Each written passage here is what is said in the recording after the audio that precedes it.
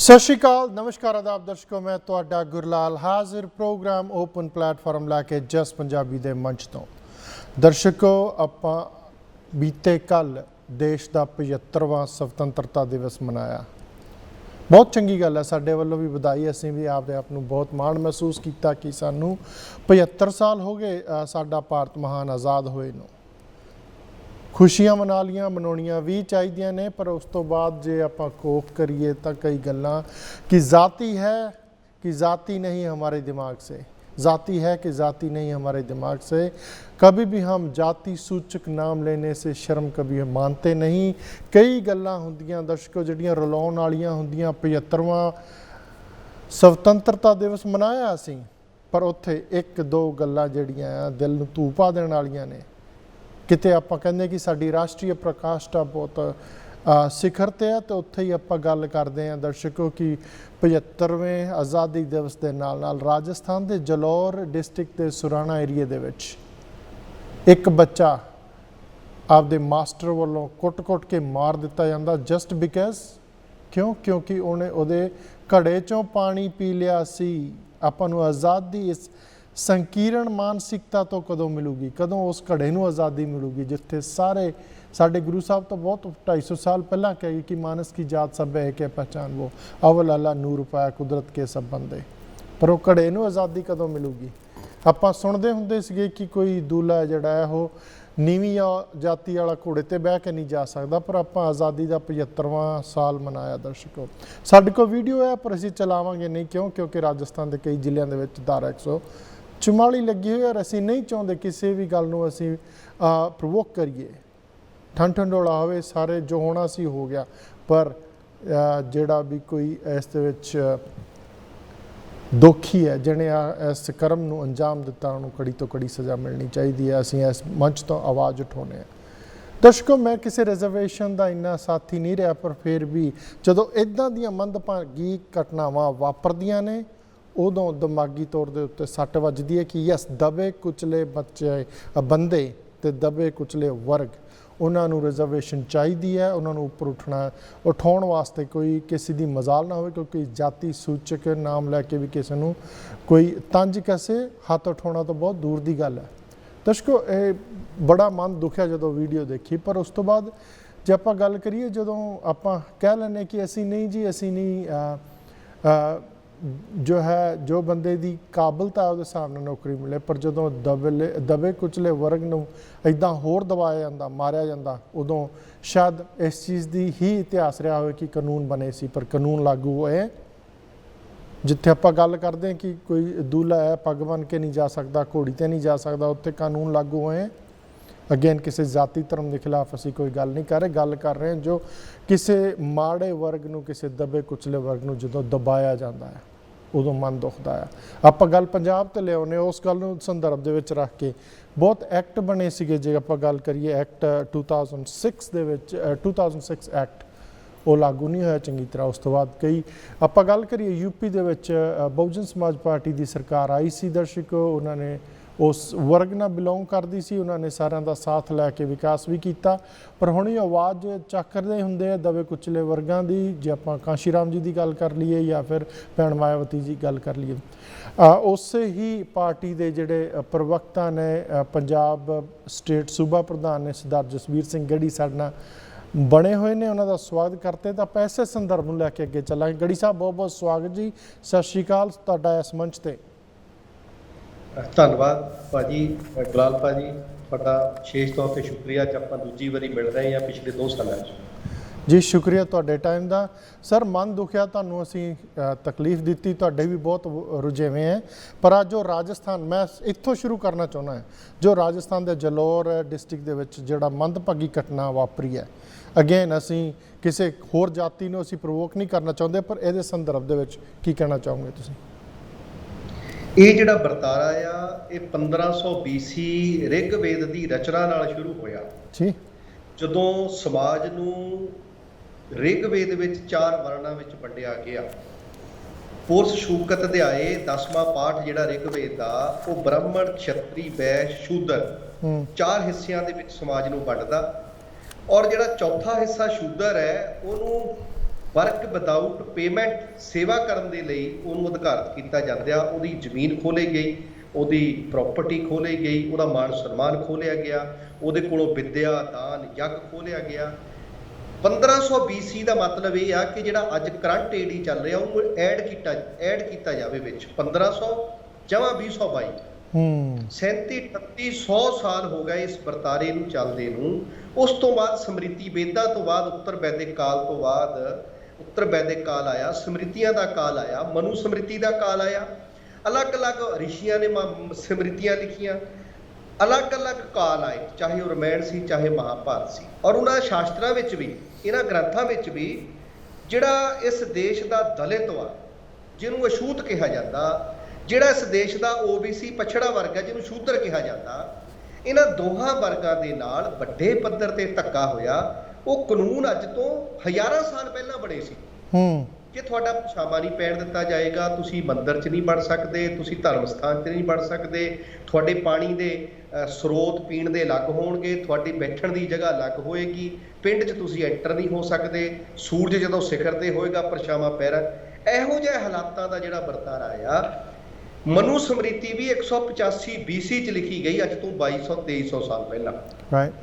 26 ਜਨਵਰੀ 1950 ਤੱਕ ਮਨੂ ਸਮ੍ਰਿਤੀ ਦਾ ਕਾਲ ਚੱਲਿਆ ਔਰ 26 ਜਨਵਰੀ 1950 ਨੂੰ ਭਾਰਤ ਦਾ ਸੰਵਿਧਾਨ ਲਾਗੂ ਹੋਇਆ, ਜਿਹਦੇ ਵਿੱਚ ਹਜ਼ਾਰਾਂ ਸਾਲਾਂ ਤੋਂ ਜਿਹੜੀਆਂ ਅਛੂਤ ਔਰ ਸ਼ੂਦਰ ਜਾਤੀਆਂ ਸੀ, ਜਿਨ੍ਹਾਂ ਨੂੰ ਬੰਦਿਆਂ ਵਾਲੇ ਕੋਈ ਅਧਿਕਾਰ ਨਹੀਂ ਸੀ, ਉਹਨਾਂ ਨੂੰ ਫੰਡਾਮੈਂਟਲ ਰਾਈਟ ਲਿਖੇ ਗਏ।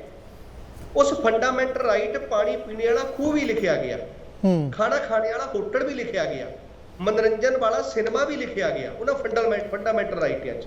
ਬਾਬਾ ਸਾਹਿਬ ਅੰਬੇਡਕਰ ਦੀ ਬਦੌਲਤ ਜਿਹੜਾ ਉਹ ਸੰਵਿਧਾਨ ਜਿਹੜਾ ਉਹਨਾਂ ਨੇ ਡਰਾਫਟ ਕੀਤਾ ਸੀ, ਜਿਹੜਾ ਕੰਸਟੀਟਿਊਸ਼ਨ ਅਸੈਂਬਲੀ ਨੇ ਬਾਅਦ 'ਚ ਪਾਸ ਕੀਤਾ, ਉਹਦੇ ਵਿੱਚ ਖੂਹ ਦੇ ਨਾਲ, ਧਰਮ ਸਥਾਨ ਦੀ ਆਜ਼ਾਦੀ ਦੇ ਨਾਲ, ਕਿੱਤੇ ਦੀ ਆਜ਼ਾਦੀ ਦੇ ਨਾਲ ਹਰ ਤਰ੍ਹਾਂ ਦੀਆਂ ਆਜ਼ਾਦੀਆਂ ਦਿੱਤੀਆਂ ਗਈਆਂ।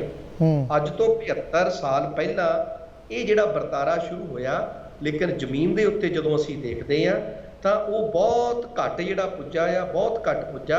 ਔਰ ਉਹਦੀ ਤਾਜ਼ਾ ਉਦਾਹਰਣ ਹੈ ਇਹ ਜਿਹੜਾ ਰਾਜਸਥਾਨ ਦਾ ਜਿਹੜਾ 9 ਸਾਲ ਦਾ ਬੱਚਾ ਜਿਹੜਾ ਇੰਦਰ ਮੇਘਵਾਲ ਹੈ, ਜਿਹਨੂੰ ਸ਼ੈਲ ਸਿੰਘ ਨਾਂ ਦੇ ਉੱਚੀ ਜਾਤੀ ਦੇ ਟੀਚਰ ਨੇ ਇਸ ਕਰਕੇ ਕੁੱਟ-ਕੁੱਟ ਕੇ ਮਰਨ ਜੋਗਾ ਕਰਤਾ ਔਰ ਮਰ ਗਿਆ ਬੱਚਾ ਉਹ, ਕਿ ਉਹਨੇ ਉਸ ਪਾਣੀ ਦੇ ਘੜੇ ਨੂੰ ਹੱਥ ਕਿਉਂ ਲਾ ਲਿਆ ਜਿਹੜਾ ਪਾਣੀ ਦਾ ਘੜਾ ਉੱਚੀਆਂ ਜਾਤੀਆਂ ਲੈ ਗਿਆ ਸੀ। ਔਰ ਇਹੀ ਪਿੰਡੇ ਤੇ ਹੰਡਾਇਆ ਸੀ ਬਾਬਾ ਸਾਹਿਬ ਅੰਬੇਡਕਰ ਨੇ। ਬਾਬਾ ਸਾਹਿਬ ਅੰਬੇਡਕਰ ਨੂੰ ਵੀ ਉੱਚੀਆਂ ਜਾਤੀਆਂ ਵਾਲੇ ਘੜੇ ਦਾ ਜਿਹੜਾ ਸਕੂਲ ਵਿੱਚ ਪਾਣੀ ਵਾਲਾ ਸੀ ਉਹਨੂੰ ਹੱਥ ਲਾਉਣ ਤੇ ਬਾਬਾ ਸਾਹਿਬ ਤਾਂ ਇਸ ਗੱਲੋਂ ਚੰਗੇ ਸੀ ਕਿ ਉਹਨਾਂ ਨੂੰ ਮੌਤ ਦਾ ਮੂੰਹ ਨਹੀਂ ਦੇਖਣਾ ਪਿਆ, ਪਰ ਇੰਦਰ ਮੇਘਵਾਲ ਇੰਨਾ ਚੰਗਾ ਨਹੀਂ ਸੀ। ਇੰਟੈਲੀਜੈਂਟ ਬੱਚਾ, ਮੈਂ ਇੱਕ ਵੀਡੀਓ ਉਹਦੀ ਆਪਣੇ ਪੇਜ ਤੇ ਵੀ ਸ਼ੇਅਰ ਕੀਤੀ, ਇੰਨਾ ਸੋਹਣਾ ਡਾਂਸ ਕਰ ਰਿਹਾ ਵੀ ਦਲਿਤ ਵੀ ਹੱਸਣਾ ਚਾਹੁੰਦਾ ਇਸ ਦੇਸ਼ ਦਾ, ਦਲਿਤ ਵੀ ਇਸ ਦੇਸ਼ ਦਾ ਮਨੋਰੰਜਨ ਕਰਨਾ ਚਾਹੁੰਦਾ, ਦਲਿਤ ਵੀ ਇਸ ਦੇਸ਼ ਦਾ, ਲੇਕਿਨ ਕੁੱਟਿਆ ਜਾ ਰਿਹਾ, ਮਰ ਰਿਹਾ। ਇਹ ਹਾਲਾਤ ਬੜੇ ਮਾੜੇ ਆ ਦੇਸ਼ ਤੇ, ਗੁਲਾਮੀ ਵਾਲਾ ਜੀਵਨ ਚੱਲ ਰਿਹਾ। ਗੁਲਾਮ ਕਹਿਣਾ ਮਤਲਬ ਉਹ ਘੜੇ ਨੂੰ ਆਜ਼ਾਦੀ ਨਹੀਂ ਮਿਲੀ ਹਲੇ ਤਾਈਂ, ਉਸ ਪਾਣੀ ਨੂੰ ਆਜ਼ਾਦੀ ਨਹੀਂ ਮਿਲੀ ਕਿ ਉਹ ਕਿਤੇ ਵੀ ਜਾ ਸਕੇ। ਅਸਲੀ ਤਾਂ ਦਲਿਤ ਨੂੰ ਆਜ਼ਾਦੀ ਨਹੀਂ ਮਿਲੀ।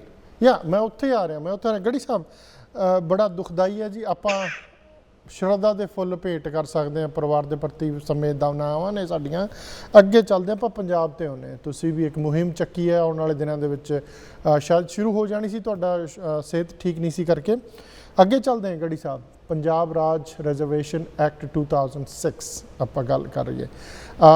ਮੈਂ ਆ ਸਾਰੀਆਂ ਚੀਜ਼ਾਂ ਕਿਉਂ ਲੈ ਕੇ ਆਇਆ, ਉਸੇ ਸੰਦਰਭ ਦੇ ਵਿੱਚ ਜੋ ਘਟਨਾ ਵਾਪਰੀ ਹੈ ਜਲੌਰ ਰਾਜਸਥਾਨ ਦੇ ਵਿੱਚ, ਉਸੇ ਸੰਦਰਭ ਦੇ ਵਿੱਚ ਲੈ ਕੇ ਆਇਆ। ਜੇ ਆਹ ਚੀਜ਼ਾਂ ਜਿਹੜੀਆਂ ਬਣੀਆਂ ਸੀਗੀਆਂ ਉਹ ਜ਼ਮੀਨੀ ਹਕੀਕਤ 'ਤੇ ਲਾਗੂ ਨਾ ਹੋਣਗੀਆਂ ਤਾਂ ਹੋ ਸਕਦਾ ਇਹ ਜਿਹੜਾ ਵਰਤਾਰਾ ਹੈ ਆਪਣੇ ਆਪ ਨੂੰ ਰਿਪੀਟ ਕਰੇ ਉਸ ਭਾਰਤ ਮਹਾਨ ਦੇ ਕਿਸੇ ਹੋਰ ਹਿੱਸੇ ਦੇ ਵਿੱਚ। ਤੁਸੀਂ ਉਹਦੇ ਲਈ ਲੜ ਰਹੇ ਹੋ। ਪਹਿਲਾਂ ਤਾਂ ਦੱਸੋ ਪੰਜਾਬ ਰਾਜ ਰਿਜ਼ਰਵੇਸ਼ਨ ਐਕਟ 2006 ਹੈ ਕੀ, ਤੇ ਉਦੋਂ ਬਾਅਦ ਆਪਾਂ ਅੱਗੇ ਚੱਲਦੇ ਹਾਂ। ਇਸ ਰਾਜਸਥਾਨ ਦੇ ਨਾਲ ਮੈਂ ਪੰਜਾਬ ਨੂੰ ਜੋੜਨਾ ਚਾਹੁੰਦਾ ਜੀ। ਭੰਡਾਲ ਸਾਹਿਬ, ਮੈਂ ਤੁਹਾਡੀ ਗੱਲ 'ਚ ਵਾਧਾ ਕਰਨੀ ਚਾਹੁੰਦਾ ਕਿ ਤਰਨਤਾਰਨ ਦੇ 4 ਦਿਨ ਪੁਰਾਣੀ ਖਬਰ ਚੱਲੀ ਕਿ ਇਹ ਦਲਿਤਾਂ ਦੇ ਸਿਵਿਆਂ ਨੂੰ ਜਿਹੜਾ ਰਸਤਾ ਜਾਂਦਾ ਸੀ ਉਹ ਰੋਕ ਦਿੱਤਾ ਗਿਆ ਔਰ ਦਲਿਤ ਜਿਹੜਾ ਆਪਣਾ ਮਰਿਆ ਆ ਦਲਿਤ 4 ਮੁੰਡਿਆਂ ਤੇ ਲੈ ਕੇ ਜਾ ਰਹੇ ਆ, ਉਹਨੂੰ ਰਸਤਾ ਨਹੀਂ ਹੈ, ਉਹ ਵੱਟਾਂ ਤੋਂ ਕਿੱਦਾਂ ਲੰਘ ਕੇ ਜਾ ਰਹੇ, ਖੇਤਾਂ ਦੇ ਝੋਨਾ ਲੱਗਿਆ ਆ ਪਾਣੀ ਦਾ, ਉੱਥੋਂ ਲੰਘ ਕੇ ਜਾ ਰਹੇ। ਤੇ ਇਸੇ ਤਰ੍ਹਾਂ ਦਾ ਕੇਸ ਕੋਵਿਡ ਦੇ ਦੌਰਾਨ ਸਾਡੇ ਕੋਲ ਆਇਆ ਸੀ, ਜਦੋਂ ਬੰਬੀਹਾ ਅੰਮ੍ਰਿਤ ਵੇਲੇ ਬੋਲਿਆ ਦਾ ਐਨ ਮਤਲਬ ਦਿਲ ਨੂੰ ਟੁੱਟਣ ਵਾਲਾ ਜਿਹੜਾ ਗਾਇਨ ਕਰਦੇ ਸੀ ਰਾਗੀ ਕੀਰਤਨੀਏ ਭਾਈ ਗਿਆਨੀ ਨਿਰਮਲ ਸਿੰਘ ਜੀ, ਉਹਨਾਂ ਦਾ ਆਪਾਂ ਦੇਖਿਆ ਸੀ ਕਿ ਉਹਨਾਂ ਨੂੰ ਤਾਂ ਕੋਵਿਡ ਦੇ ਹਾਲਾਤਾਂ 'ਚ ਅਲੱਗ-ਅਲੱਗ ਸਿਵਿਆਂ ਦੇ ਵਿੱਚ ਜਿਹੜਾ ਪੰਥ ਰਤਨ ਦਾ ਖਿਤਾਬ ਆ, ਜਿਹਦੇ ਕੋਲ ਪਦਮ ਭੂਸ਼ਣ ਵਰਗੇ ਵੱਡੇ ਸਤਿਕਾਰ ਮੈਡਲ ਉਹਨਾਂ ਦੀ ਛਾਤੀ ਤੇ ਲੱਗਿਓ, ਉਹਨੂੰ ਵੀ ਪੰਜਾਬ ਦੀ ਧਰਤੀ ਤੇ ਉੱਚ ਜਾਤੀਆਂ ਨੇ ਸਿਵਿਆਂ ਦਾ ਕੁੰਡਾ ਬੰਦ ਕਰਤਾ ਸੀ। ਬਈ ਪੰਜਾਬ ਦੀ ਧਰਤੀ ਤੇ ਉੱਚੀਆਂ ਜਾਤਾਂ ਦੇ ਸਿਵੇ ਕਿਉਂ ਨਹੀਂ ਰਸਤੇ ਰੋਕੇ ਜਾਂਦੇ ਜੀ? ਜਦੋਂ ਉੱਚੀਆਂ ਜਾਤਾਂ ਵਾਲਾ ਕੋਈ ਮਰਦਾ ਆ, ਉਦੋਂ ਕਿਉਂ ਨਹੀਂ ਉਹਨੂੰ ਸਿਵਿਆਂ ਦੇ ਉੱਤੋਂ ਦਰਕਾਰਿਆ ਜਾਂਦਾ? ਦਲਿਤ ਨੂੰ ਕਿਉਂ ਦਰਕਾਰਿਆ ਜਾਂਦਾ? ਇੱਥੋਂ ਤੱਕ ਕਿ ਪੰਜਾਬ ਦਾ ਮੁੱਖ ਮੰਤਰੀ ਦਲਿਤ ਬਣ ਗਿਆ, ਔਰ ਇੰਨੀ ਮਾੜੀ ਮਾਨਸਿਕਤਾ ਚੱਲ ਰਹੀ ਹੈ, ਅਖਬਾਰਾਂ 'ਚ ਬਿਆਨ ਲੱਗਿਆ ਕਿ ਪੈਰਾਂ ਦੀਆਂ ਜੁੱਤੀਆਂ ਸਿਰ ਤੇ ਬਿਠਾ ਲਈਆਂ। ਇਸ ਸਮਾਜ ਨੂੰ, ਇਸ ਸਮਾਜਿਕ ਢਾਂਚੇ 'ਚ ਇਹਨਾਂ ਦੀ ਤਰੱਕੀ ਹੋਵੇ, ਇਹ ਲੋਕ ਤਰੱਕੀ ਕਰ ਸਕਣ, ਇਹਨੂੰ ਮੌਕੇ ਮਿਲਣ। ਉਸ ਮੌਕਿਆਂ ਦਾ ਨਾਂ ਆ ਰਿਜ਼ਰਵੇਸ਼ਨ ਜੀ। ਉਸ ਮੌਕਿਆਂ ਦਾ ਨਾਂ ਆ ਰਿਜ਼ਰਵੇਸ਼ਨ।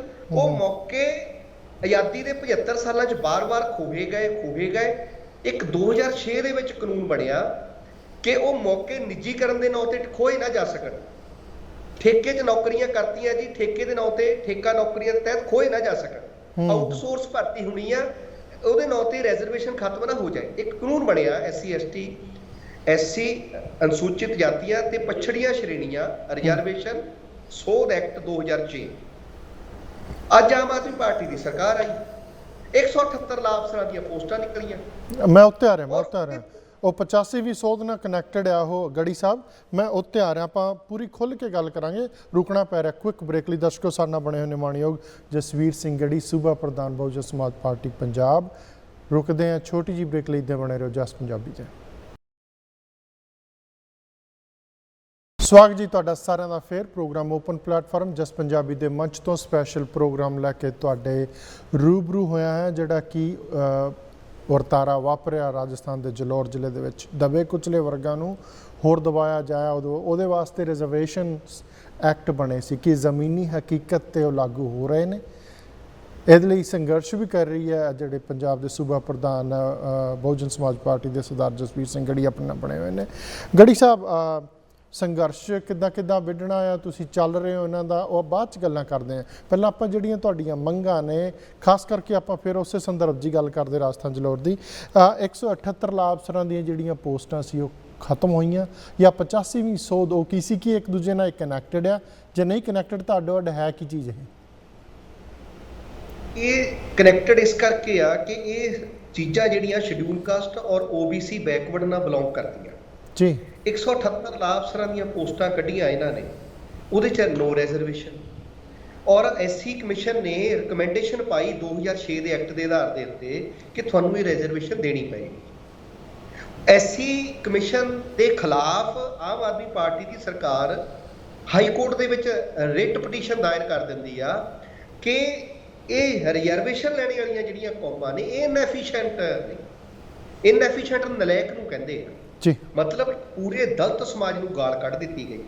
ਆ 2022 ਦਾ ਇੰਨਾ ਨਿਕੰਮਾ ਸਾਲ ਚੜਿਆ ਪੰਜਾਬ ਦੇ ਵਿੱਚ ਕਿ ਰਿਜ਼ਰਵੇਸ਼ਨ ਕੱਲਾ ਸ਼ਡਿਊਲ ਕਾਸਟ ਤਾਂ ਲੈਂਦਾ ਨਹੀਂ, ਰਿਜ਼ਰਵੇਸ਼ਨ ਤਾਂ OBC ਭਾਈਚਾਰਾ ਵੀ ਲੈਂਦਾ, ਜਿਹਦੀ ਪਾਪੂਲੇਸ਼ਨ 52% ਹੈ।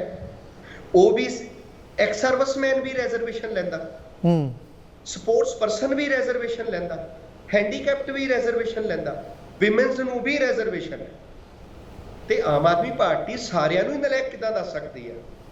ਸਕੂਲ ਦੇ ਵਿੱਚ ਮਾਸਟਰ ਹੈ, ਜਿਹਨੂੰ ਇਨਐਫੀਸ਼ੀਐਂਟ ਹੁੰਦਾ, ਕੋਈ ਪੇਪਰ ਨਹੀਂ ਕਰ ਸਕਦਾ, ਉਹਨੂੰ ਕਹਿੰਦਾ ਇਹ ਨਲਾਇਕ ਹੈ, ਕਦੇ ਐਡ ਵੱਡੀਆਂ ਗਾਲਾਂ ਪੰਜਾਬ 'ਚ ਦਲਿਤਾਂ ਪਛੜੇ ਵਰਗਾਂ ਨੂੰ।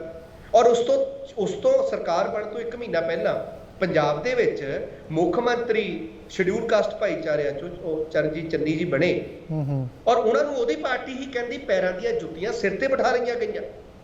ਇਹ ਪੰਜਾਬ ਹੈ, ਇਹ ਪੰਜਾਬ ਹੈ। ਗੜੀ ਸਾਹਿਬ, ਪਿੱਛੇ ਜੇ ਆਪਣੇ ਰਾਸ਼ਟਰਪਤੀ ਜਿਹੜਾ ਸਰਵਉੱਚ ਨਾਗਰਿਕ ਹੁੰਦਾ, ਸਾਰਿਆਂ ਤੋਂ ਪਹਿਲਾਂ ਨਾਗਰਿਕ ਹੁੰਦਾ ਦੇਸ਼ ਦਾ, ਸਾਨੂੰ ਬੜਾ ਮਾਣ ਹੈ ਕਿ ਇੱਕ ਪਿਛਲੇ ਵਰਗ ਤੋਂ ਲੇਡੀ ਸਾਡੀ ਭੈਣ ਉੱਠ ਕੇ ਰਾਸ਼ਟਰਪਤੀ ਬਣੀ, ਦ੍ਰੋਪਦੀ ਮੁਰਮੂ ਜੀ। ਮੈਂ ਕਿਸੇ ਪਾਰਟੀ ਜਾਂ ਨੇਤਾ ਦਾ ਨਾਮ ਨਹੀਂ ਲੈਣਾ, ਮੰਦਾ ਚੰਗਾ ਤਾਂ ਉਹਨਾਂ ਨੂੰ ਵੀ ਬੋਲਤਾ ਉਹਨਾਂ ਨੇ, ਔਰ ਬੜੀ ਉਸ ਤੋਂ ਬਾਅਦ ਮਾਫੀ ਮੰਗਣ ਦੀ ਜਗ੍ਹਾ ਗੱਲ ਟਾਲ ਗਏ। ਸ਼ਾਇਦ ਤੁਹਾਡੇ ਧਿਆਨ 'ਚ ਵੀ ਹੋਵੇ ਗੱਲਾਂ। ਦੇਖੋ, ਪਿਛਲਾ ਰਾਸ਼ਟਰਪਤੀ ਸੀਗੇ ਮਾਨਯੋਗ ਸ਼੍ਰੀ ਕੋਵਿੰਦ ਸਾਹਿਬ, ਰਾਮਨਾਥ ਕੋਵਿੰਦ ਜੀ। ਹਾਂਜੀ, ਜਗਨਨਾਥ ਪੁਰੀ ਮੰਦਿਰ ਮੱਥਾ ਟੇਕਣ ਗਏ ਉਹ ਤੇ ਉਹਨਾਂ ਦੀ ਵਾਈਫ ਜੀ। ਦੇਸ਼ ਦਾ ਰਾਸ਼ਟਰਪਤੀ ਦਲਿਤ ਬਣ ਜਾਏ। ਇਹ ਤਾਂ ਮੁੱਖ ਮੰਤਰੀ ਨੂੰ ਪੰਜਾਬ 'ਚ ਪੈਰਾਂ ਦੀਆਂ ਜੁੱਤੀਆਂ ਕਿਹਾ ਗਿਆ। ਕੋਵਿੰਦ ਦਲਿਤ ਰਾਸ਼ਟਰਪਤੀ ਬਣ ਗਿਆ, ਸ਼੍ਰੀ ਰਾਮਨਾਥ ਕੋਵਿੰਦ ਜੀ। ਜਗਨਨਾਥਪੁਰੀ ਦੇ ਮੰਦਿਰ ਚੋਂ ਉਹ ਤੇ ਉਹਦੀ ਘਰ ਵਾਲੀ ਦੋਨੋਂ ਹੀ ਲਟਾਤੇ ਕਿ ਦਲਿਤ ਜਗਨਨਾਥਪੁਰੀ ਮੰਦਿਰ ਮੱਥਾ ਨਹੀਂ ਟੇਕ ਸਕਦਾ। ਮਤਲਬ ਇਹ ਆਜ਼ਾਦੀ ਦਾ ਅੰਮ੍ਰਿਤ ਮਹਾ ਉਤਸਵ, ਆਜ਼ਾਦੀ ਦਾ ਅੰਮ੍ਰਿਤ ਕਹਿੰਦੇ ਆ ਜਿਹਦੇ ਨਾਲ ਜੀਵਨ ਮਿਲਦਾ, ਲੇਕਿਨ ਮੈਂ ਕਹਿੰਦਾ ਇਹ ਮ੍ਰਿਤ ਉਤਸਵ ਹੈ। ਮ੍ਰਿਤ, ਇਹ ਮੌਤ ਆ, ਲਾਸ਼ਾਂ ਦੇ ਉੱਤੇ ਖੜਾ ਹੈ ਇਹ ਉਤਸਵ। ਦਲਿਤਾਂ ਦੀਆਂ, ਪਛੜਿਆਂ ਦੀਆਂ ਲਾਸ਼ਾਂ ਤੇ ਖੜਾ ਉਤਸਵ ਆ। ਔਰ ਕਾਸਟ ਇਸ ਦੇਸ਼ ਵਿੱਚ 75 ਸਾਲਾਂ 'ਚ ਅੱਜ ਤੱਕ ਜਿਉਂਦੀ, ਕਰਪਸ਼ਨ ਇੱਥੇ ਜਿਉਂਦੀ, ਕੰਗਾਲੀ ਇੱਥੇ ਜਿਉਂਦੀ। ਮੈਂ ਤਾਂ ਕਹਿਣਾ ਚਾਹੁੰਦਾ ਕਾਸਟ, ਕਰਪਸ਼ਨ ਤੇ ਕੰਗਾਲੀ ਆ, ਆਜ਼ਾਦੀ ਨਹੀਂ ਗੁਲਾਮੀ ਹੈ। ਮੈਂ ਤਾਂ ਇਹ ਕਹਿਣਾ ਚਾਹੁੰਦਾ। ਜੀ ਆਪਾਂ ਚੱਲੀਏ ਉੱਥੇ। ਆਪਾਂ ਗੱਲ 85ਵੀਂ ਸੋਧ ਦੀ ਕਰ ਰਹੀ ਸੀਗੇ, ਉਹ ਜਿਹੜੇ 178 ਜਿਹੜੇ ਪੋਸਟਾਂ ਸੀਗੀਆਂ ਉਹਨਾਂ ਦੇ ਚਾਨਣਾ ਪਾ ਰਹੇ ਸੀ ਤੁਸੀਂ ਜੀ। 85ਵੀਂ ਜਿਹੜੀ ਸੋਧ ਵਾ ਜੀ, ਇਹ 2001 ਦੇ ਵਿੱਚ ਲਗਭਗ ਪਾਸ ਹੋਈ ਜਦੋਂ ਵਾਜਪਾਈ ਗਵਰਨਮੈਂਟ ਸੀ ਜੀ। ਹਾਈ ਕੋਰਟ ਨੇ ਇੱਕ ਕਾਨੂੰਨ ਬਣਾਇਆ ਕਿ ਸ਼ਡਿਊਲ ਕਾਸਟ ਨੂੰ ਜਿਹੜੀ ਰੈਜ਼ਰਵੇਸ਼ਨ ਤਰੱਕੀਆਂ 'ਚ ਮਿਲਦੀ ਆ, ਪ੍ਰਮੋਸ਼ਨ 'ਚ, ਬੰਦ ਕੀਤੀ ਜਾਵੇ। ਸੁਪਰੀਮ ਕੋਰਟ ਨੂੰ ਨਲੈਂਡਫਾਈਡ ਕਰਨ ਦੇ ਲਈ ਇਹ 85ਵੀਂ ਸੋਧ ਪਾਸ ਹੋਈ। ਪੰਜਾਬ 'ਚ ਅੱਜ ਤੱਕ ਨਹੀਂ ਲੱਗੀ। 2001-2 ਅੱਜ 20 ਸਾਲ ਹੋ ਗਏ, ਅੱਜ ਤੱਕ ਵੀ ਪੰਜਾਬ ਦਾ ਜਿਹੜਾ ਦਲਿਤ ਮੁਲਾਜ਼ਮ ਆ ਉਹ ਆਪਣੀ ਤਰੱਕੀ ਲੈਣ ਦੇ ਲਈ ਕੋਰਟਾਂ ਕਚਹਿਰੀਆਂ 'ਚ ਰਗੜੇ ਖਾ ਰਿਹਾ। ਔਰ 40% ਪਾਪੂਲੇਸ਼ਨ ਹੈ ਪੰਜਾਬ 'ਚ ਸ਼ਡਿਊਲ ਕਾਸਟ ਦੀ। 32% ਇਨ 2011 ਦੀ ਸੈਂਸਸ ਦੇ ਵਿੱਚ। ਦੋ ਕਾਸਟਾਂ ਹੋਰ ਐਡ ਹੋਈਆਂ 2011 ਤੋਂ ਬਾਅਦ, ਉਹ ਲਗਭਗ 35% ਹੋ ਗਈ। 2021 ਦੇ ਵਿੱਚ ਡਿਕੇਡਲ ਗਰੋਥ, ਦਹਾਕੇ ਦੀ ਗਰੋਥ ਐਡ ਹੋਣੀ ਆ ਤੇ ਉਹ 40% ਦੇ ਲਗਭਗ ਪਾਪੂਲੇਸ਼ਨ ਹੈ ਸ਼ਡਿਊਲ ਕਾਸਟ ਦੀ। ਔਰ ਮੁੱਖ ਮੰਤਰੀ ਤੱਕ ਨੂੰ ਦਲਿਤ ਨੂੰ ਪੈਰਾਂ ਦੀਆਂ ਜੁੱਤੀਆਂ ਕਿਹਾ ਜਾ ਰਿਹਾ। ਮੁੱਖ ਮੰਤਰੀ ਤੱਕ ਨੂੰ, ਮਤਲਬ ਦਲਿਤੋਂ ਕੋ ਮਿਲਤੀ ਗਾਲੀ ਹੈ, ਆਜ਼ਾਦੀ ਨਹੀਂ ਗੁਲਾਮੀ। ਜੀ ਕਹਿ ਸਕਦੇ ਗੜੀ ਸਾਹਿਬ, ਇੱਥੇ ਇੱਕ ਚਾਨਣਾ ਇੱਕ ਹੋਰ ਗੱਲ ਮੰਗਦੀ ਹੈ। ਤੁਸੀਂ ਦਰਸ਼ਕਾਂ ਦੇ ਰੂਬਰੂ ਹੋਏ ਹੋ, ਦੱਸੋ ਜ਼ਰੂਰ। ਰਾਸ਼ਟਰੀ ਸਿਹਤ ਮਿਸ਼ਨ ਦੇ ਅੰਡਰ 84 ਪੋਸਟਾਂ ਖਤਮ ਕੀਤੀਆਂ, ਉਦੋਂ ਪਹਿਲਾਂ 449 ਪੋਸਟਾਂ ਉਦੋਂ ਪਹਿਲਾਂ ਖਤਮ ਕੀਤੀਆਂ। ਮੈਂ ਪੰਜਾਬ ਦੀ ਗੱਲ ਕਰ ਰਿਹਾ। ਪਹਿਲਾਂ ਤਾਂ ਉਹ ਕਹਾਣੀ ਦੱਸੋ, ਉਹ ਕੀ ਸੀਗੀ, ਤੇ ਉਸ ਤੋਂ ਬਾਅਦ ਆਪਾਂ ਦੱਸਦੇ ਹਾਂ ਕਿ ਜੀ ਸਰ ਮੁਹੱਲਾ ਕਲੀਨਿਕਾਂ ਦੀਆਂ 75 ਇਹਨਾਂ ਨੇ 15 ਅਗਸਤ ਨੂੰ ਮੁਹੱਲਾ ਕਲੀਨਿਕ ਖੋਲੇ। 25 ਕੱਲ ਖੋਲਤੇ, 100 ਹੋ ਗਏ ਜੀ। ਇੱਕ ਔਰ ਉਹਦੇ ਤਹਿਤ ਨਾਲ ਦੀ ਨਾਲ ਇੱਕ ਪੈਰਲਰ ਐਮਡੀ ਲੈਵਲ ਦੇ ਡਾਕਟਰ, ਐਮਡੀ ਲੈਵਲ ਦੇ 84 ਪੁਆਇੰਟ ਨੈਸ਼ਨਲ ਹੈਲਥ ਮਿਸ਼ਨ ਵੱਲੋਂ ਐਡਵਰਟਾਈਜ਼ਮੈਂਟ ਨਿਕਲੀ। ਇਹਨਾਂ ਜਗ੍ਹਾ ਤੇ ਵੀ ਆਮ ਆਦਮੀ ਪਾਰਟੀ ਨੇ ਰਿਜ਼ਰਵੇਸ਼ਨ ਖਤਮ ਕਰ ਦਿੱਤੀ। ਦਲਿਤ ਦਾ ਇਹ ਕਹਿੰਦੇ ਆ ਅੰਬੇਡਕਰ ਸਾਹਿਬ ਦੀ ਫੋਟੋ ਲਾਓ ਜੀ, ਪਿੱਛੇ ਪਿੱਛੇ ਲੱਗਣੀ ਚਾਹੀਦੀ, ਦਿਖੇ ਅੰਬੇਡਕਰ, ਹਰ ਦਫ਼ਤਰ ਚ ਲਾਓ ਜੀ। ਤੇ ਅੰਬੇਡਕਰ ਸਾਹਿਬ ਨੇ ਤਾਂ 1942 ਤੋਂ ਅੰਗਰੇਜ਼ਾਂ ਨਾਲ ਲੜਾਈ ਸ਼ੁਰੂ ਕੀਤੀ, 1932 ਚ ਗਾਂਧੀ ਨਾਲ ਲੜਾਈ ਸ਼ੁਰੂ ਕੀਤੀ, 1950 ਦੇ ਵਿੱਚ ਸੰਵਿਧਾਨ ਦੇ ਵਿੱਚ ਇਹ ਦਰਜ ਕੀਤਾ ਕਿ it is the constitutional right for the scheduled caste, for the OBCs, 340 article ਧਾਰਾ। ਲੇਕਿਨ ਹੈ ਕਿੱਥੇ, ਇੰਪਲੀਮੈਂਟ ਕਿੱਥੇ? ਅਸੀਂ ਫੋਟੋ ਅੰਬੇਡਕਰ ਸਾਹਿਬ ਦੀ ਫੋਟੋ ਲਾਤੀ, ਦਲਿਤ ਕੀ ਕਰੇਗਾ ਫੋਟੋ ਨੂੰ? ਦਲਿਤ ਨੂੰ ਤਾਂ ਅੰਬੇਡਕਰ ਸਾਹਿਬ ਦੀਆਂ ਦਿੱਤੀਆਂ ਹੋਈਆਂ ਸਹੂਲਤਾਂ ਚਾਹੀਦੀਆਂ। ਆਮ ਆਦਮੀ ਪਾਰਟੀ ਨੇ 449 ਪੋਸਟਾਂ ਇਹ ਹੈਲਥ ਡਿਪਾਰਟਮੈਂਟ ਦੀਆਂ, ਨੋ ਰਿਜ਼ਰਵੇਸ਼ਨ। ਇਹ ਨੈਸ਼ਨਲ ਹੈਲਥ ਮਿਸ਼ਨ 'ਚ ਨਿਕਲੀਆਂ, ਨੋ ਰਿਜ਼ਰਵੇਸ਼ਨ। ਔਰ ਇਹ ਕਿੱਡਾ ਵੱਡਾ ਘਪਲਾ ਬਣ ਪੰਜਾਬ ਦੇ ਵਿੱਚ 13,000 ਦੇ ਲਗਭਗ ਪਿੰਡ ਹੈ। ਇਹਦਾ ਮਤਲਬ ਮਿਨੀਮਮ 13,000 ਮੁਹੱਲਾ ਕਲੀਨਿਕ ਖੁੱਲਣਗੇ। 2500 ਦੇ ਲਗਭਗ ਐਮਸੀ ਵਾਰਡ ਨੇ। ਇਹਦਾ ਮਤਲਬ ਲਗਭਗ 2500 ਮੁਹੱਲਾ ਕਲੀਨਿਕ ਖੁੱਲਣਗੇ। ਉਹ ਲਗਭਗ 15,000 ਮੁਹੱਲਾ ਕਲੀਨਿਕ। ਇੱਕ ਮੁਹੱਲਾ ਕਲੀਨਿਕ ਦੇ ਵਿੱਚ 4 ਪੋਸਟਾਂ ਨੇ। 60,000 ਬੰਦਾ ਰੱਖਿਆ ਜਾਵੇ ਨੌਕਰੀ ਤੇ। ਔਰ ਇਹਦੇ ਉੱਪਰ ਇਹ ਸਿਸਟਮ ਨੂੰ ਚਲਾਉਣ ਲਈ 10,000 ਬੰਦਾ ਹੋਰ, ਹਰ 10 ਪਿੰਡਾਂ ਬਾਅਦ ਕੋਈ ਚੈਕਿੰਗ ਟੀਮ ਬਣੂਗੀ, ਤਹਿਸੀਲ ਹੈੱਡਕੁਆਟਰ ਦੇ ਅਫਸਰ ਬਣਨਗੇ, ਜ਼ਿਲ੍ਹਾ ਹੈੱਡਕੁਆਟਰ ਦੇ ਘੱਟੋ ਘੱਟ 70-75,000 ਅਮਲਾ ਭਰਤੀ ਹੋਣਾ ਆ। No reservation for scheduled caste, no reservation for OBCs, no reservation for ex-servicemen, no reservation for sports person, no reservation for women's। ਕਿਹਨੂੰ ਦੇ ਰਹੇ ਨੌਕਰੀ, ਕਿਹਨੂੰ ਦੇ ਰਹੇ? ਭਗਵੰਤ ਮਾਨ ਜੀ ਉਹ ਲਵਾ ਕੇ ਬੈਠੇ ਸੀਗੇ ਆਪਣੇ BP ਚੈੱਕ ਕਰਨੇ ਵਾਲਾ ਮੁਹੱਲਾ ਕਲੀਨਿਕ, ਪਤਾ ਨਹੀਂ ਕਿਹੜੇ ਭਰਤੀ ਕੀਤੇ। ਉਹ ਤਾਰ ਤਾਂ ਪੁੱਠੀ ਲੱਗੀ, ਉਹ ਫੋਟੋ ਬੋਲਦੀ ਆ। ਚਲੋ ਗੜੀ ਸਾਹਿਬ, ਤੁਸੀਂ ਇੱਕ ਰਾਸ਼ਟਰੀ ਪਾਰਟੀ ਦੇ ਸੂਬਾ ਪ੍ਰਧਾਨ ਹੋ, ਤੁਸੀਂ ਆਪ ਟਰਾਈ ਕੀਤਾ ਭਗਵੰਤ ਸਿੰਘ ਮਾਨ ਨੂੰ ਮਿਲਣ ਦੀ ਕੀਤੀ, ਵੀ ਆਪ ਤੁਸੀਂ ਨਵਾਂ ਕੰਮ ਕਰ ਰਹੇ ਹੋ ਤੇ ਇੰਨੀ ਰਿਜ਼ਰਵੇਸ਼ਨ ਚਾਹੀਦੀ ਆ ਸੰਦਰਭ ਦੇ ਵਿੱਚ ਕਿ ਜਿਹੜਾ ਪਿਛੜਾ ਵਰਗ ਆ ਉਹ ਅੱਗੇ ਆ ਸਕੇ? ਸਾਡੀ ਪਾਰਟੀ ਦੇ ਐਮਐਲਏ ਨੇ 5 ਮਹੀਨੇ ਪਹਿਲਾਂ ਉਹਨਾਂ ਦੇ ਪੀਓ ਨੂੰ ਫੋਨ ਕਰਕੇ ਕਿਹਾ ਕਿ ਅਸੀਂ ਬੀਐਸਪੀ ਵੱਲੋਂ ਤੁਹਾਨੂੰ ਵਧਾਈ ਦੇਣਾ ਚਾਹੁੰਦੇ ਹਾਂ ਜੀ। ਟਾਈਮ ਨਹੀਂ ਦਿੱਤਾ ਗਿਆ। ਉਸ ਤੋਂ ਬਾਅਦ ਅਸੀਂ ਰੈਜ਼ਰਵੇਸ਼ਨ ਦੇ ਮੁੱਦਿਆਂ ਤੇ ਸਾਡੀ ਪਾਰਟੀ ਦੇ ਐਮਐਲਏ ਨਵਾਂ ਸ਼ਹਿਰ ਤੋਂ ਡਾਕਟਰ ਨਛੱਤਰਪਾਲ ਜੀ ਉਹਨਾਂ ਨੇ 2-3 ਵਾਰੀ ਫਿਰ ਰਿਕੁਐਸਟ ਕੀਤੀ ਕਿ ਸਾਨੂੰ ਸਮਾਂ ਦਿੱਤਾ ਜਾਵੇ ਤਾਂ ਜੋ ਅਸੀਂ ਸ਼ਡਿਊਲ ਕਾਸਟ ਦੇ ਓਬੀਸੀ ਦੇ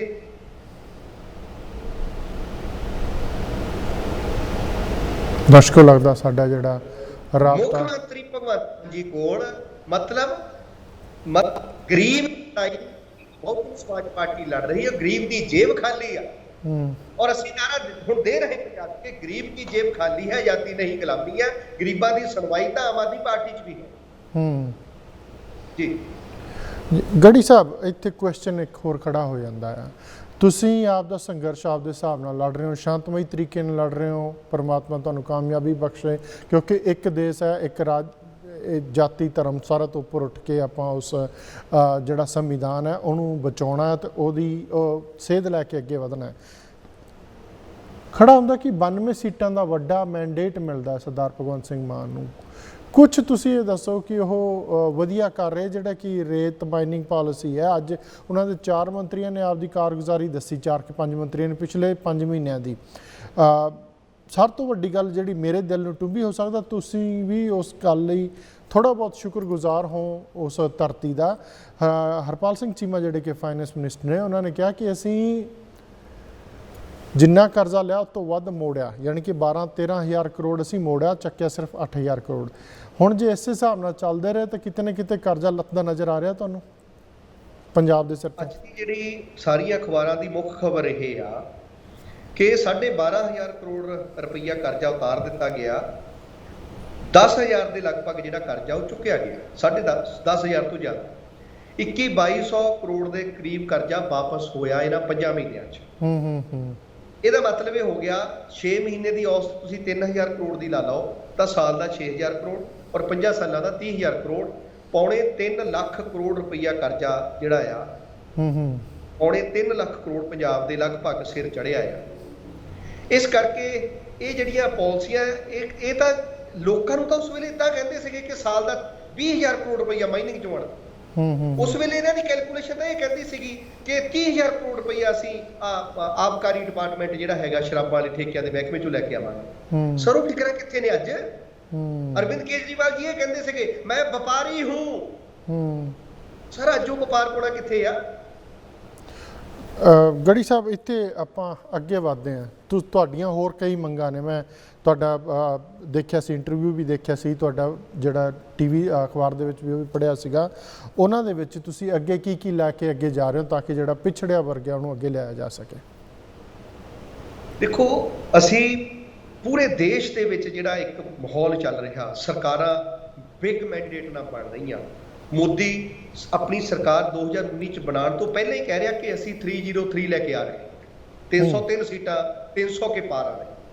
ਆਮ ਆਦਮੀ ਪਾਰਟੀ ਦਾ ਉਹ ਮੈਂਡੇਟ ਆਇਆ, ਨਾ ਇਹਨਾਂ ਦੇ ਬੂਥ ਲੱਗੇ ਨਾ ਕੁਛ ਹੋਇਆ। ਸਾਨੂੰ ਇਦਾਂ ਲੱਗਦਾ ਕਿ ਈਵੀਐਮ ਦਾ ਜਿਹੜਾ ਘਪਲਾ ਆ ਉਹ ਵੱਡੇ ਪੱਧਰ ਦੇ ਉੱਤੇ ਚੱਲ ਰਿਹਾ ਹੈ। ਔਰ 11 ਪਾਰਟੀਆਂ ਦੀ ਮੀਟਿੰਗ ਅੱਜ ਤੋਂ 4 ਦਿਨ ਪਹਿਲਾਂ ਕੇਂਦਰ ਦਿੱਲੀ ਦੇ ਵਿੱਚ ਹੋਈ, ਜਿਹਦੇ ਚ ਬਹੁਜਨ ਸਮਾਜ ਪਾਰਟੀ ਸ਼ਾਮਲ ਸੀ। ਔਰ ਬਹੁਜਨ ਸਮਾਜ ਪਾਰਟੀ ਨੇ ਆਪਣਾ ਪੱਖ ਇਸ ਗੱਲ 'ਚ ਰੱਖਿਆ ਕਿ ਸਾਨੂੰ ਈਵੀਐਮ ਦੀ ਜਗ੍ਹਾ ਜਿਹੜਾ ਦੇਸ਼ ਹੈ, ਜਿਹੜਾ ਲੋਕਤੰਤਰ ਹੈ, ਡੈਮੋਕ੍ਰੇਸੀ ਹੈ, ਵੋਟਿੰਗ ਜਿਹੜਾ ਪ੍ਰੋਸੈਸ ਵਾ, ਜਿੱਦਾਂ ਬਾਕੀ ਡਿਵੈਲਪ ਕੰਟਰੀਆਂ ਕੈਨੇਡਾ ਦੇ ਵਿੱਚ ਹੈ, USA ਦੇ ਵਿੱਚ ਹੈ, ਉਹ ਸਾਰਾ ਬੈਲਟ ਪੇਪਰ ਨਾਲ ਹੋ ਰਿਹਾ। ਇਹ ਇੰਡੀਆ ਦੇ ਵਿੱਚ ਬੈਲਟ ਪੇਪਰ ਨਾਲ ਇਹਨਾਂ ਦਾ ਇਹ ਆਉਣਾ ਚਾਹੀਦਾ। ਜਿਹੜੇ ਇਹ ਸਰਕਾਰਾਂ ਹੀ ਮੁੱਦੇ ਖੜੇ ਕਰਦੀਆਂ।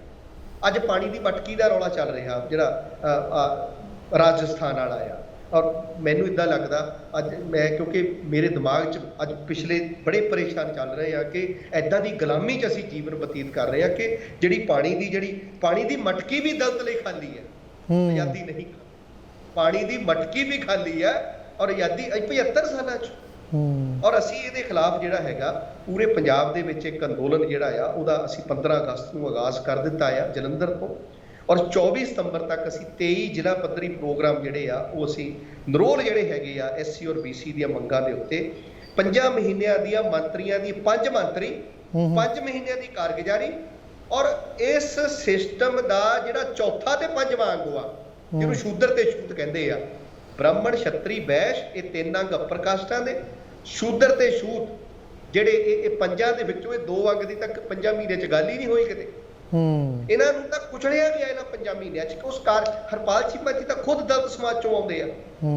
ਕਿਉਂ ਨਹੀਂ ਉਹਨੇ ਆਪਣੇ ਭਾਈਚਾਰੇ ਦੇ ਲਈ ਬਜਟ ਦੇ ਵਿੱਚ ਉਹ ਪ੍ਰੋਵੀਜ਼ਨਾਂ ਕੀਤੀਆਂ ਜਿਨ੍ਹਾਂ ਪ੍ਰੋਵੀਜ਼ਨਾਂ ਦੇ ਆਧਾਰ ਦੇ ਉੱਤੇ ਅੱਜ ਵੀ ਪੰਜਾਬ ਯੂਨੀਵਰਸਿਟੀ ਚੰਡੀਗੜ੍ਹ ਦੇ ਵਿੱਚ ਪਿਛਲੇ 12 ਦਿਨਾਂ ਤੋਂ ਵਿਦਿਆਰਥੀ ਜਿਹੜੇ ਆ ਮੀਂਹ ਕਹਿਰਦਾ ਪੈ ਰਿਹਾ, ਹਨੇਰੀ ਕਹਿਰਦੀ ਆ, ਹਨੇਰਾ ਕਹਿਰਦਾ ਆ, ਧੁੱਪ ਚੰਗੀ ਹੁੰਮ ਪੈ ਰਿਹਾ, ਧੁੱਪ ਪੈ ਰਹੀ ਆ, ਤੇ ਉਹ ਬੱਚੇ ਗਰੀਬਾਂ ਦੇ ਚੱਪਲਾਂ ਪਾ ਕੇ ਜਿਹੜੇ ਟੁੱਟੀਆਂ ਪੱਕੀਆਂ ਚੱਪਲਾਂ ਪਾ ਕੇ 15 ਦਿਨ ਤੋਂ ਉਹ ਯੂਨੀਵਰਸਿਟੀ ਦੇ ਬਾਹਰ BC ਦਫ਼ਤਰ ਦੇ ਬਾਹਰ ਬੈਠੇ ਆ। ਇਹ ਸਰਕਾਰ ਇਹਨਾਂ ਪੰਜਾਂ ਦੇ ਵਿੱਚੋਂ ਇੱਕ ਵੀ ਪਹੁੰਚ ਜਾਂਦਾ ਉੱਥੇ।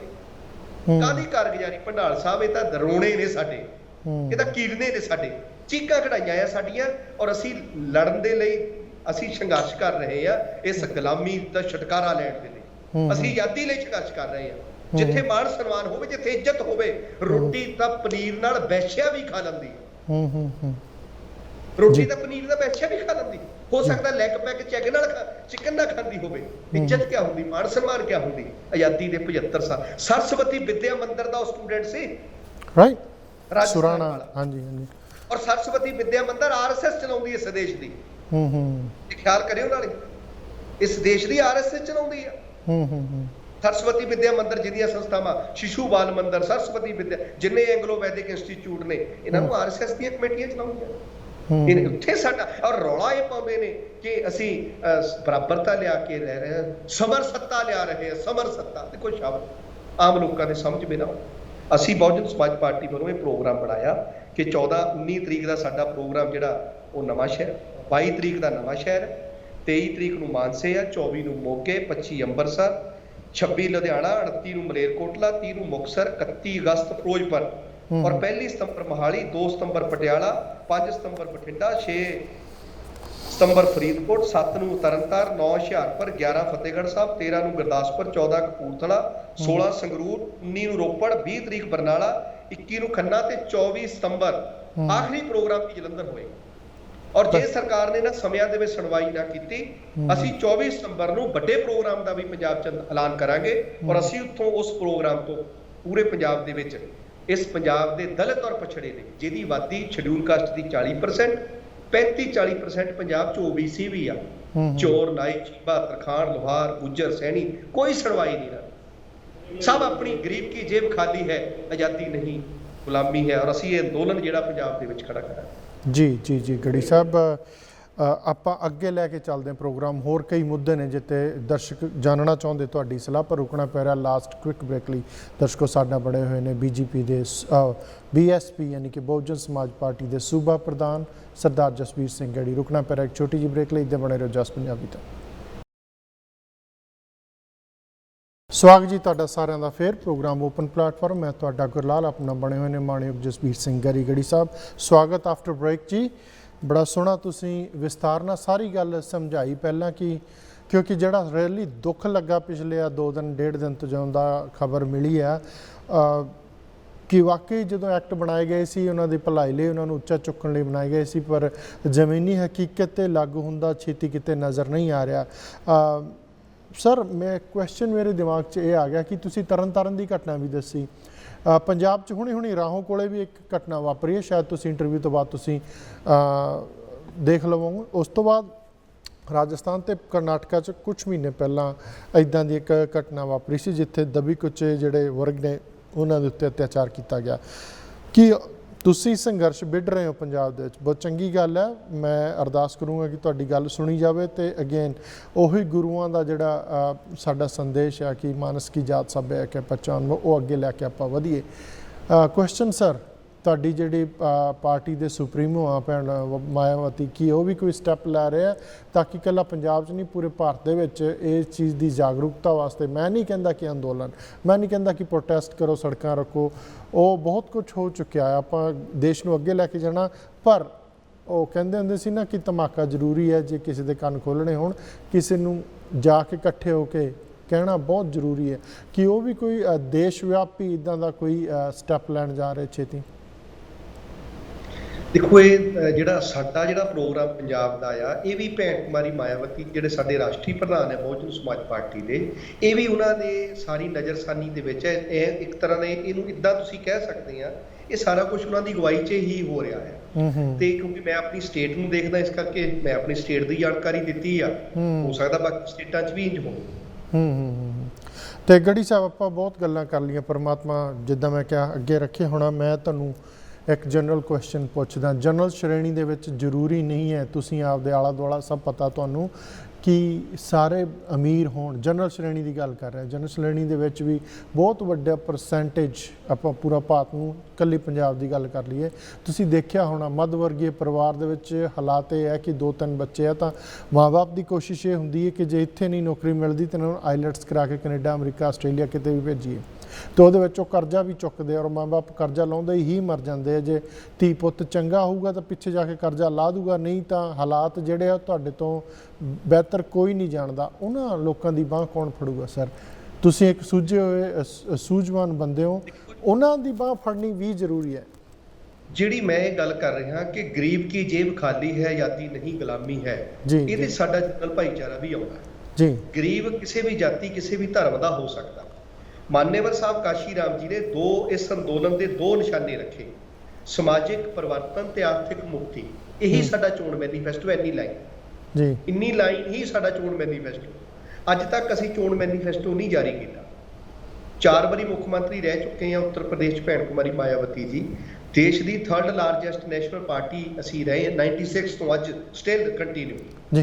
ਅਸੀਂ ਕਦੇ ਵੀ ਚੋਣ ਮੈਨੀਫੈਸਟੋ ਜਾਰੀ ਨਹੀਂ ਕੀਤਾ। ਸਮਾਜਿਕ ਪਰਿਵਰਤਨ ਤੇ ਆਰਥਿਕ ਮੁਕਤੀ ਸਾਡਾ। ਸਮਾਜਿਕ ਪਰਿਵਰਤਨ ਜਿਹੜਾ ਆ ਉਹਦੇ 'ਚ ਦਲਿਤ ਦੀ ਗੱਲ ਹੈ, ਪਿਛੜੇ ਦੀ ਗੱਲ ਵਾ, ਜਿਹੜਾ ਜਾਤੀ ਦੇ ਆਧਾਰ ਤੇ ਸੋਸ਼ਲ ਢਾਂਚੇ ਦੇ ਵਿੱਚ ਹਜ਼ਾਰਾਂ ਸਾਲਾਂ ਤੋਂ ਨਪੀੜਿਆ ਜਾ ਰਿਹਾ, ਉਹਦੀ ਗੱਲ ਹੈ। ਜਿਹੜਾ ਆਰਥਿਕ ਮੁਕਤੀ ਦਾ ਢਾਂਚਾ ਆ ਸਾਡਾ, ਉਹਦੇ 'ਚ ਸਾਰੇ ਭਾਈਚਾਰਿਆਂ ਦੀ ਗੱਲ ਹੈ, ਸਾਰੀਆਂ ਜਾਤਾਂ।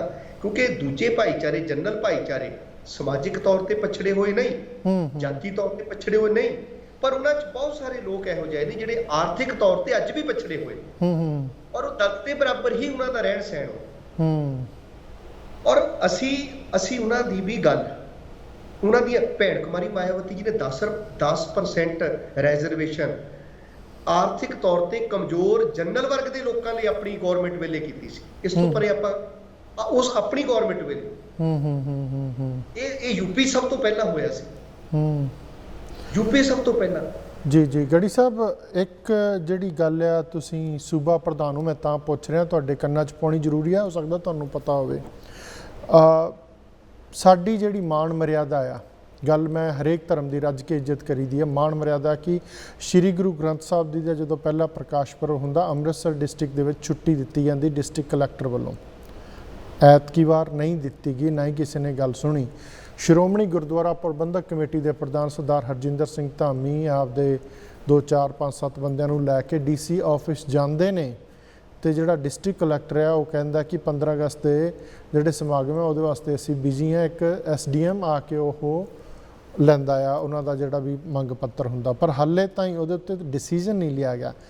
ਮੈਂ ਨਹੀਂ ਕਹਿੰਦਾ ਕਿ ਪੂਰੇ ਪੰਜਾਬ ਛੁੱਟੀ ਹੋਵੇ ਜਾਂ ਪੂਰੇ ਭਾਰਤ ਦੇ ਵਿੱਚ ਹੋਵੇ, ਪਰ ਜਿਹੜੀ ਆਪਣੀਆਂ ਧਾਰਨਾਵਾਂ ਨੇ, ਆਪਣੀ ਪਰੰਪਰਾ ਨੇ, ਸ਼੍ਰੀ ਗੁਰੂ ਗ੍ਰੰਥ ਸਾਹਿਬ SGPC ਇੱਕ ਬਣੀ ਸੀਗੀ ਪਾਰਲੀਮੈਂਟ ਦੇ ਐਕਟ ਨਾਲ, ਉਹਦੀ ਆਪਦੀ ਇੱਕ ਮਰਿਆਦਾ ਆ, ਉਹਦੀ ਆਪਦੀ ਇੱਕ ਹੋਂਦ ਹੈ। ਉਹਦਾ ਪ੍ਰਧਾਨ ਜਾਂਦਾ ਆ, DC ਉਹਨੂੰ ਅਟੈਂਡ ਵੀ ਨਹੀਂ ਕਰਦਾ। ਔਰ ਜਦੋਂ ਤੋਂ ਆਜ਼ਾਦ ਭਾਰਤ ਹੋਇਆ ਉਸ ਤੋਂ ਬਾਅਦ ਅੰਮ੍ਰਿਤਸਰ ਡਿਸਟ੍ਰਿਕਟ 'ਚ ਉਹ ਛੁੱਟੀ ਦਿੱਤੀ ਜਾਂਦੀ ਹੈ। ਐਤਕੀ ਕੀ ਗੱਲ ਆ, ਕੀ ਉਹਦੇ ਲਈ ਤੁਸੀਂ ਆਵਾਜ਼ ਚੱਕੋਗੇ? ਦੇਖੋ, ਜਿਹੜੀ ਸਰਕਾਰ ਪੰਜਾਬ ਦੇ ਵਿੱਚ ਬਣੀ ਆ, ਬਹੁਤ ਇਮੈਚੋਰਿਟੀ ਵਾਲੀ ਸਰਕਾਰ ਵਾ, ਔਰ ਡਿਸੀਜਨ ਜਿਹੜੇ ਉਹਨਾਂ ਦੇ ਦਿੱਲੀ ਤੋਂ ਆਉਂਦੇ ਆ, ਔਰ ਹਰ ਛੋਟੀ ਗੱਲ, ਕੱਲਾ ਇਹੀ ਮਾਮਲਾ ਨਹੀਂ ਹੈਗਾ, ਇਹ ਵੀ ਇੱਕ ਇਸ਼ੂ। ਇਸ ਇਸ਼ੂ ਦੇ ਨਾਲ ਤੁਸੀਂ ਦੇਖੋ 7 ਰਾਜ ਸਭਾ ਮੈਂਬਰ ਬਣਾਏ ਗਏ। ਪੰਜਾਬ ਦਾ ਚੱਜ ਦਾ ਇੱਕ ਵੀ ਸਿੱਖ ਨਹੀਂ ਉਹਦੇ 'ਚ ਭਰਤੀ ਕੀਤਾ ਗਿਆ, ਇੱਕ ਵੀ ਸ਼ਡਿਊਲ ਕਾਸਟ ਨਹੀਂ ਭਰਤੀ ਕੀਤਾ ਗਿਆ।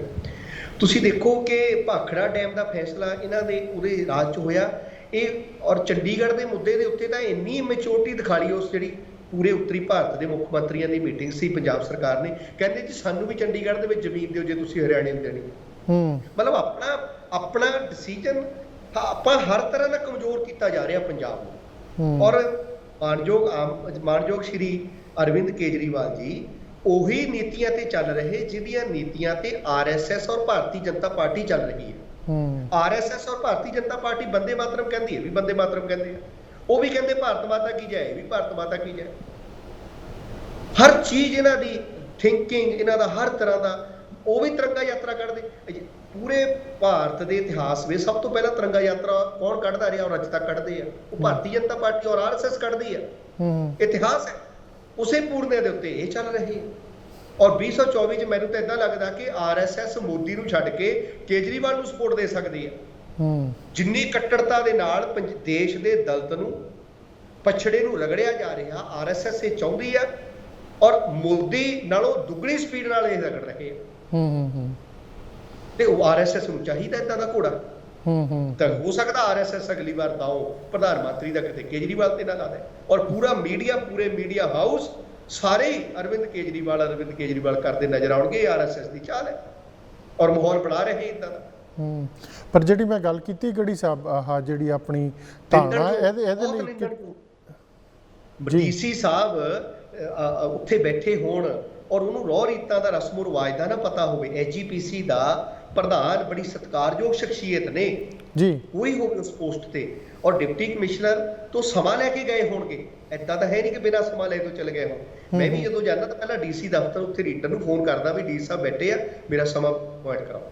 ਜੀ ਜੀ ਜੀ। ਤੇ ਜੇ ਫਿਰ ਵੀ ਡੀਸੀ ਸਾਹਿਬ ਉੱਥੇ ਨਹੀਂ ਉਪਲਬਧ ਹੈਗੇ, ਸਿੱਖ ਨੂੰ ਵੀ ਕੁਚਲਿਆ ਜਾ ਰਿਹਾ, ਦਲਿਤ ਨੂੰ ਵੀ ਕੁਚਲਿਆ ਜਾ ਰਿਹਾ, ਮੁਸਲਮਾਨ ਨੂੰ ਵੀ ਕੁਚਲਿਆ ਜਾ ਰਿਹਾ ਔਰ ਕ੍ਰਿਸਚੀਅਨ ਨੂੰ ਵੀ ਕੁਚਲਿਆ ਜਾ ਰਿਹਾ।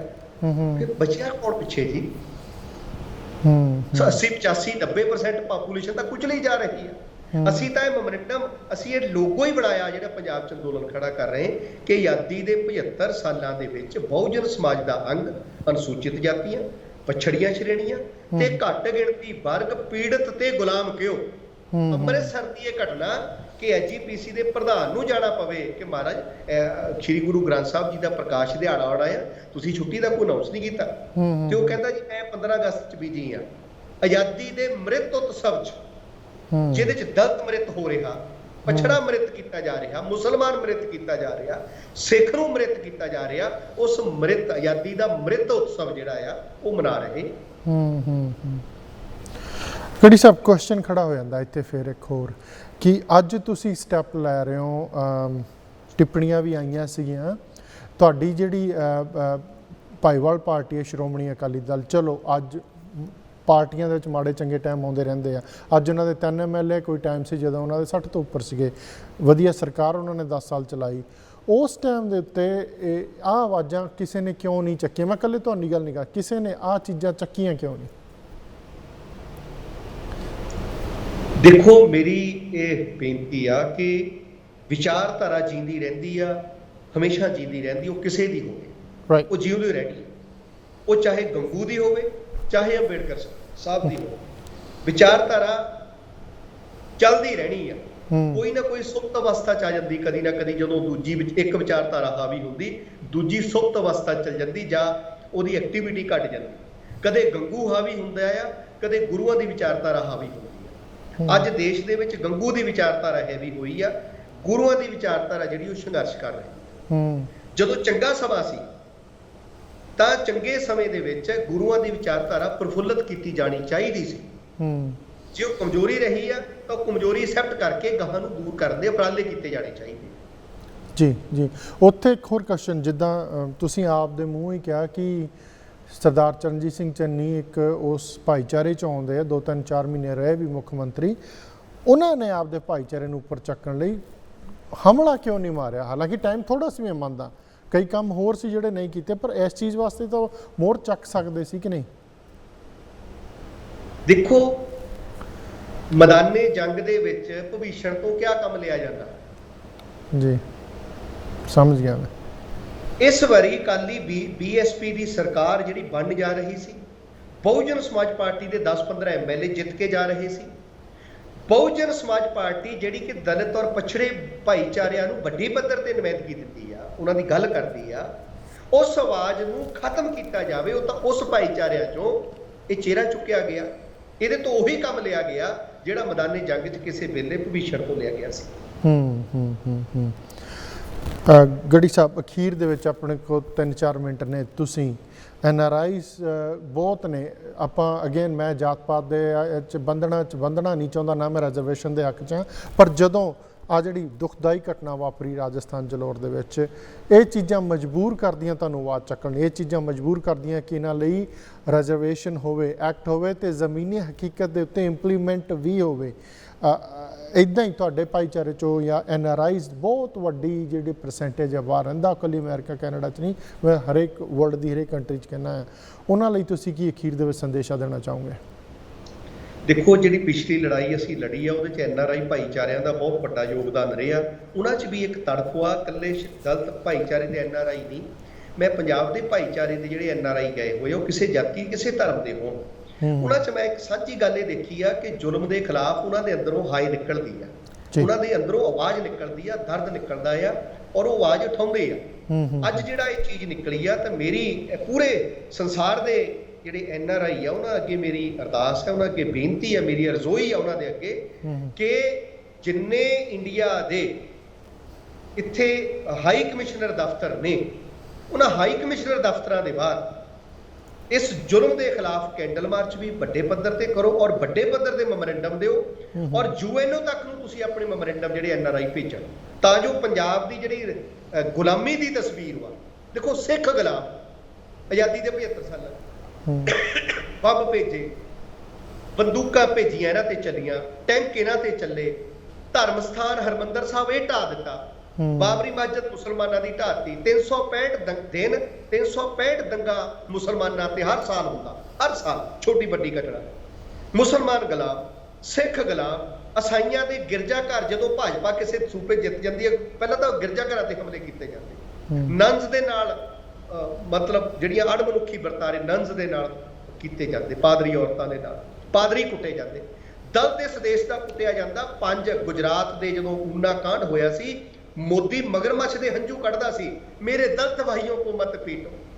ਅੱਜ ਤੇ 8 ਸਾਲ ਹੋ ਗਏ, ਅੱਜ ਤੱਕ ਕਿਉਂ ਨਹੀਂ ਕਾਬੂ ਹੋਏ ਇਹਦੇ ਕੋਲੋਂ? ਅੱਜ ਤੱਕ ਕਿਉਂ ਨਹੀਂ ਕਾਬੂ ਹੋਏ? ਸਰਸਵਤੀ ਕਿਹਦੀ ਆ? ਸਰਸਵਤੀ ਵਿਦਿਆ ਮੰਦਿਰ ਕਿਹਦੇ ਨੇ? ਹਿੰਦੂ ਸ਼ਿਵ ਸੈਨਾ ਇਹ ਕਿਹਨਾਂ ਦੀਆਂ ਨੇ? ਇਹਨਾਂ ਦੀਆਂ ਹੀ ਨੇ। ਗਊ ਹੱਤਿਆ ਸੈਨਾ ਕਿਹਨਾਂ ਦੀਆਂ ਨੇ? ਇਹਨਾਂ ਦੀਆਂ ਹੀ ਨੇ। ਲੇਕਿਨ ਜਦੋਂ ਕੁੱਟਿਆ ਜਾਂਦਾ ਤਾਂ ਗਊ ਦੇ ਨਾਂ ਤੇ ਦਲਿਤ ਕੁੱਟੇ ਜਾਂਦੇ, ਚਮੜੀ ਦਲਿਤਾਂ ਦੀ ਢੇੜੀ ਜਾਂਦੀ, ਮੁਸਲਮਾਨ ਦੀ। ਇਹ ਗੁਲਾਮੀ ਜਿਹੜੀ ਆ, ਇਸ ਗੁਲਾਮੀ ਦੇ ਖਿਲਾਫ NRI ਭਾਈਚਾਰੇ UNO ਤੱਕ, ਸੰਸਾਰ ਦੇ ਹਰ ਹਾਈ ਕਮਿਸ਼ਨਰ, ਹਰ ਕੰਟਰੀ ਦੇ ਹਾਈ ਕਮਿਸ਼ਨਰ ਤੱਕ ਆਪਣੀਆਂ ਚਿੱਠੀਆਂ ਈਮੇਲਾਂ ਪਾਉਣ ਕਿ ਪੰਜਾਬ ਦੇਸ਼ ਦੇ ਵਿੱਚ ਜਿਹੜਾ ਵੱਡੀ ਪੱਧਰ ਤੇ ਗੁਲਾਮੀ ਜਿਹੜੀ ਆ ਉਹਦੀ ਜਾਗਰੂਕਤਾ ਕਰਾਈ ਜਾਵੇ, ਤਾਂ ਜੋ ਇਹਨਾਂ ਦਾ ਜਿਹੜਾ ਹਾਊਡੀ ਮੋਦੀ ਹੋ ਰਿਹਾ, ਹਾਊਡੀ ਮੋਦੀ, ਇੱਦਾਂ ਦੇ ਜਿਹੜੇ ਸਕੁਆਇਰ ਇਹਨਾਂ ਦੇ ਜਿਨ੍ਹਾਂ 'ਚ ਜਾ ਕੇ ਇਹ ਹਾਊਡੀ ਮੋਦੀ ਪ੍ਰੋਗਰਾਮ ਕਰਾਉਂਦੇ ਨੇ, ਇਹਨਾਂ ਦਾ ਇਹ ਪਾਜ ਖੋਲ੍ਹਿਆ ਜਾ ਸਕੇ। ਗੜੀ ਸਾਹਿਬ, ਕੁਐਸਚਨ ਹੋਰ ਬਹੁਤ ਸੀ ਜਿਹੜੇ ਪੰਜਾਬ ਦੇ ਵਿੱਚ ਇਸ਼ੂਜ਼ ਨੇ, ਪਾਣੀਆਂ, ਬਦਲਵੀਆਂ ਫਸਲਾਂ ਤੇ ਡਰੱਗਸ ਦੇ ਵਿੱਚ ਜਿਹੜੇ ਬੱਚੇ ਆ, ਗੈਂਗਵਾਰ, ਤੁਹਾਨੂੰ ਪਤਾ ਕਿ ਨਾਮੀ ਗ੍ਰਾਮੀ ਗਾਇਕਾਰ ਸਿੱਧੂ ਮੂਸੇਵਾਲੇ ਦਾ ਕਤਲ ਹੋਇਆ, ਉਸ ਤੋਂ ਬਾਅਦ ਬਹੁਤ ਕੁਐਸਚਨ ਖੜੇ ਹੁੰਦੇ ਆ ਜਿਹੜੇ ਅਸੀਂ ਇੱਥੋਂ ਬੈਠੇ ਲੋਕ ਸਿੱਧੀ ਤਰ੍ਹਾਂ ਤੁਹਾਨੂੰ ਪੁੱਛਣਾ ਚਾਹੁੰਦੇ ਆ ਕਿ ਬੱਚਿਆਂ ਦਾ ਭਵਿੱਖ ਕੀ ਆ, ਪਰ ਅੱਜ ਵਕਤ ਨਹੀਂ ਇਜਾਜ਼ਤ ਰਿਹਾ। ਅੱਜ ਸਾਰਾ ਜਿਹੜਾ ਆਪਾਂ ਪ੍ਰੋਗਰਾਮ ਸੀਗਾ ਉਹ ਜਿਹੜੀ ਦੁੱਖ ਦੇ ਮਨ ਨਾਲ ਕੀਤਾ, ਜਿਹੜੀ ਮੰਦਭਾਗੀ ਘਟਨਾ ਉੱਥੇ ਵਾਪਰੀ ਆ, ਅਸੀਂ ਚਾਹੁੰਦੇ ਕਿ ਹਰ ਭਾਈਚਾਰਾ ਬਰਾਬਰਤਾ ਦਾ ਹੱਕਦਾਰ ਹੋਵੇ। ਅੱਜ ਤੁਸੀਂ ਟਾਈਮ ਕੱਢਿਆ ਗੜੀ ਸਾਹਿਬ, ਬਹੁਤ ਬਹੁਤ ਧੰਨਵਾਦ, ਸ਼ੁਕਰੀਆ ਤੁਹਾਡਾ। ਦਰਸ਼ਕੋ, ਸਨ ਸਰਦਾਰ ਜਸਵੀਰ ਸਿੰਘ ਗੜੀ, ਸੂਬਾ ਪ੍ਰਧਾਨ ਬਹੁਜਨ ਸਮਾਜ ਪਾਰਟੀ ਪੰਜਾਬ। ਅੱਜ ਦਾ ਪ੍ਰੋਗਰਾਮ ਇੱਥੋਂ ਤੱਕ ਹੀ ਸੀ। ਆਈ ਹੋਪ ਤੁਹਾਨੂੰ ਇਹ ਪ੍ਰੋਗਰਾਮ ਉਸ ਜਲੋਰ ਦੀ ਘਟਨਾ ਦੇ ਉੱਤੇ ਬੇਸਡ ਪਸੰਦ ਆਇਆ ਹੋਊਗਾ। ਮੈਨੂੰ ਗੁਰਲਾਲ ਨੂੰ ਦਿਓ ਇਜਾਜ਼ਤ। ਮੇਰੇ ਵੱਲੋਂ ਤੁਹਾਨੂੰ ਸਾਰਿਆਂ ਨੂੰ ਪਿਆਰ ਭਰੀ ਸਤਿ ਸ਼੍ਰੀ ਅਕਾਲ।